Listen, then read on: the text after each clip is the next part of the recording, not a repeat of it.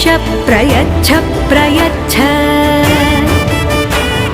अहं दूरतस्ते पदाम्भोजयुग्मं प्रणामेच्छयागत्य सेवां करोमि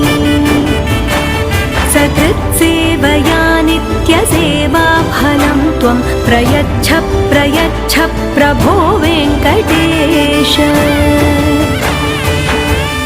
अज्ञानिना मया दोषान्न शेषान् विहितान् हरे क्षमस्वत्वं क्षमस्वत्वं शेषशैलशिखामणे अज्ञानिना मया